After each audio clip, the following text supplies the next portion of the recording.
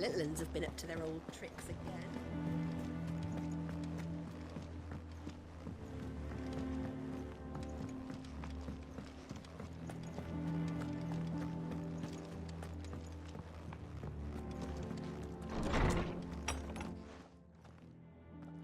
Clive, where have you been? I've been wanting to ask you something about Torgal. Where did you get him, like, in the first place?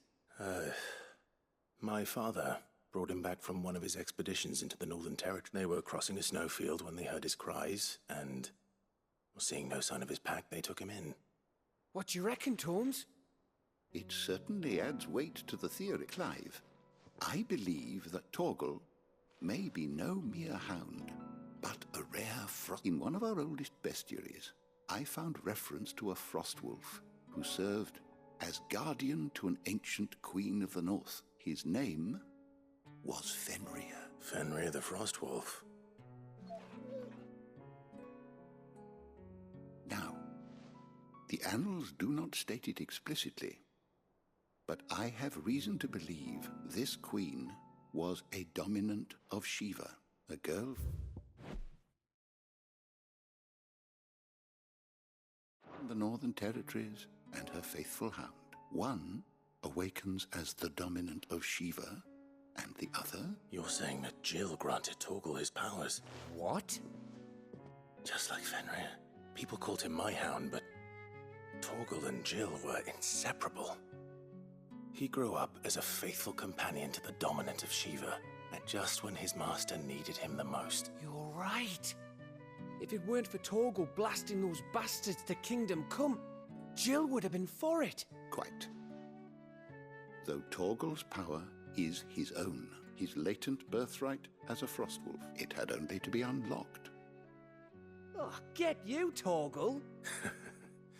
You're an even finer hound than we thought. And regarding your original concern, you need not fear for Torgal's. Why, the beast has the appetite of a behemoth. Just this very morn, I found him with his nose buried in my nuts. There you are! I've been looking everywhere for you. Bernard's here. I need you to introduce us so we can get to work. I shall be a moment.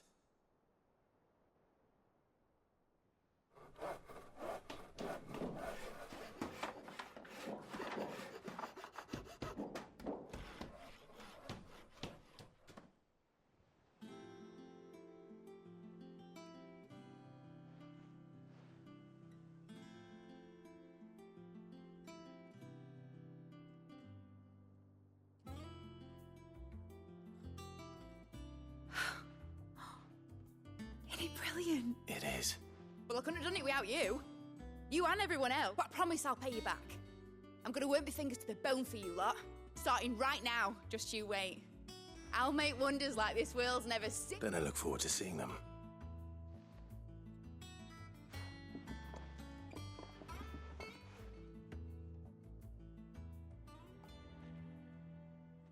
Now that that's settled, I wonder if Vivian's made any progress tracking down Kupka.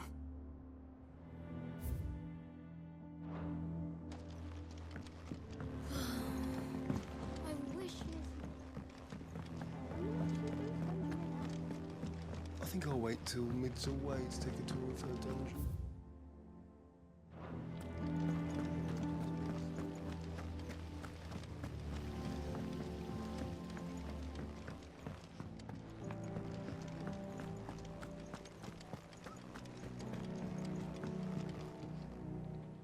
How goes the hunt for Kupka?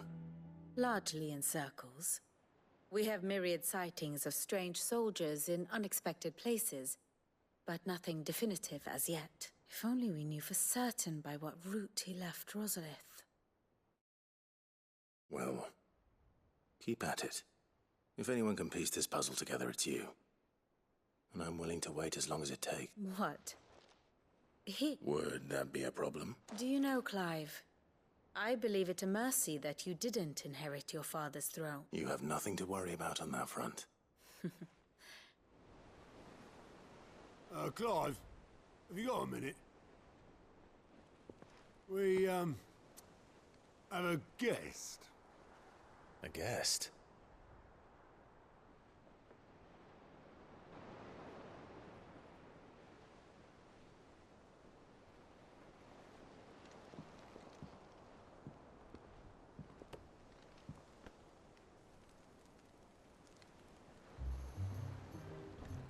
trouble? It was a pleasure, in hindsight. Uncle Byron? Clive, my boy! Tap a cask and stoke the ovens for your favorite uncle is here!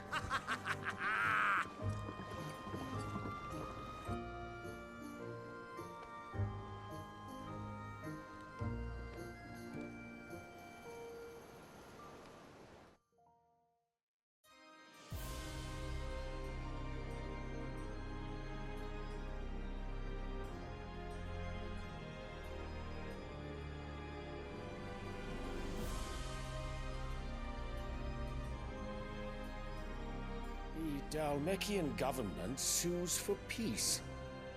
How shall we respond? If they're willing to accept their fault in the matter, I see no reason to refuse them. Still, we must insist on substantial reparations. Twinside stores are not as bottomless as reported. Aye, and we have many more mouths to feed. We shall just have to have the Dalmeks empty their treasuries for us.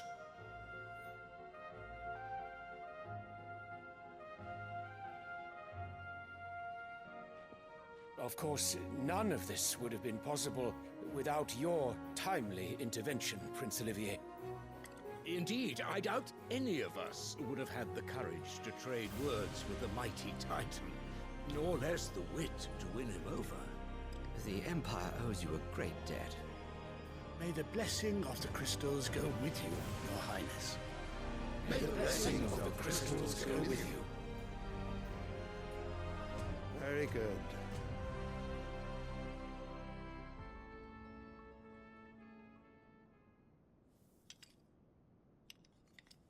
Now, let us come to the question of precisely when the Dalmeks will withdraw their troops. Dion's fire could rid us of them in mere moments.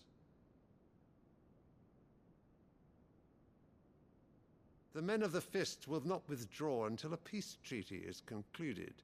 So let us keep the negotiations open, give them time to gather what gold and trinkets they can, and once they deliver that which we demand, what worth is a piece of parchment? Your Radiance, were Prince Dion to take the field, the enemy would surely send their own dominant to meet him. And while His Highness would of course prevail, there would be heavy losses on both. You need not fear Hugo Kupka. He is engaged on the Western Front. Even were the Dalmeks to send for him, he would not arrive in time. As much as I would enjoy witnessing a clash between Bahamut and Titan, it is not to be. And what of your subjects, Your Radiance? If the fighting spread to the city proper, the people would bear the brunt of it. There will be losses, it is true. Yet for every citizen who falls, another can be bred. For every home that burns, another can be built. The Empire will live on.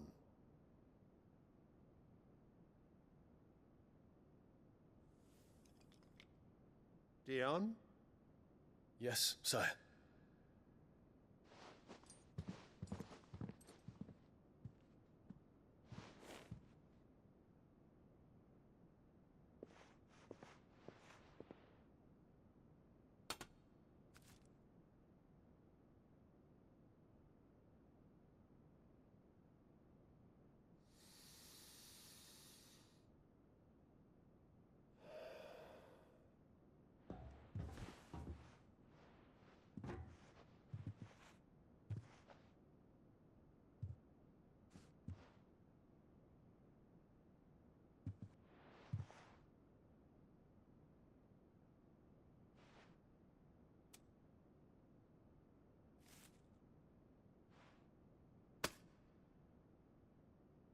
Prepare for battle.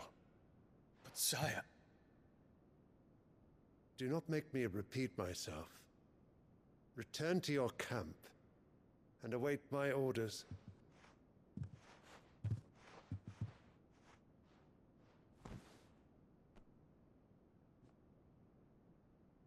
If that is your wish, Your Radiance, I shall depart at once.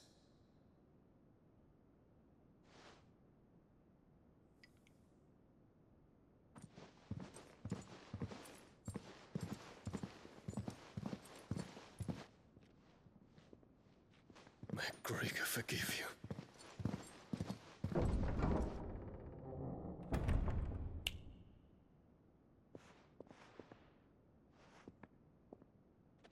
What do the astrologers augur? The stars are in agreement, Your Radiance. The shadow of treachery hangs over Prince Dion.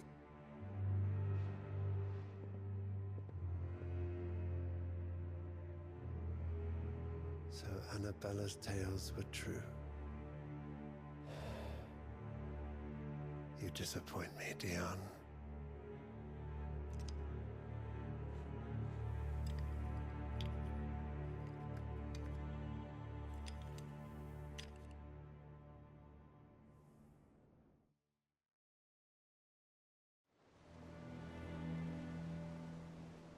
What on earth is Uncle Byron doing here? Only one way to find out.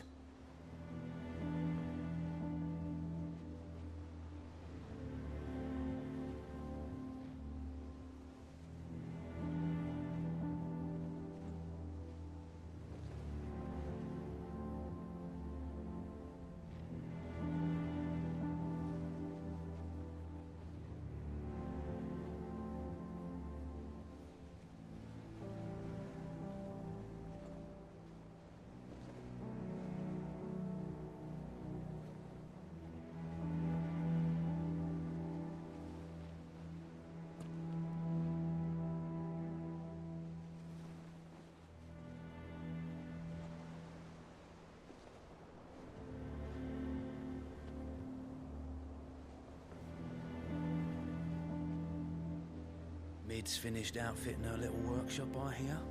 With a little help from Sid, of course. Of course. Our new leader's no better at resisting her wheedling than the old one was.